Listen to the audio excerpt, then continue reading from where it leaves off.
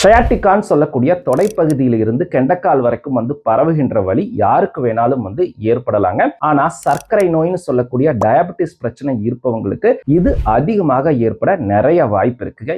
ஏன் அப்படின்னா சர்க்கரையின் அளவு ரத்தத்துல அதிகமாக இருக்கு அப்படின்னா இதுவே நேரடியா ஷயாட்டிக் நரம்ப பாதிக்கலாங்க. அது மட்டும் இல்லாம டயபெட்டிஸ் பிரச்சனை இருப்பவங்களுக்கு கீழ் முதுகு தண்டுவட பகுதியில டிஸ்க் பாதிப்பு அதிக அளவு ஏற்படுங்க.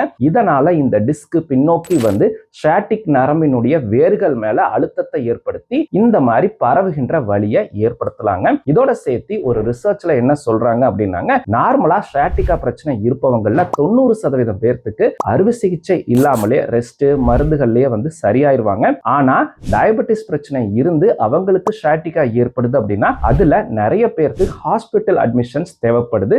அது மட்டும் இல்லாம முதுகு தண்டுவோட பகுதியில இன்ஜெக்ஷன்ஸ் தேவைப்படலாம், சர்ஜரிக்கான சான்சஸ் அதிகம் அப்படின்னு சொல்றாங்க. உங்களுக்கு டயபெட்டிஸ் பிரச்சனை இருக்கு அப்படின்னா அதை ப்ராப்பரா கண்ட்ரோலா வச்சுக்குங்க. ரெகுலரா எக்ஸசைஸ் பண்ணுங்க. அது மட்டும் இல்லாம பேக் பெயின் வருது அப்படின்னா கட்டாயமா அருகில் இருக்கக்கூடிய டாக்டரை கன்சல்ட் பண்ணுங்க.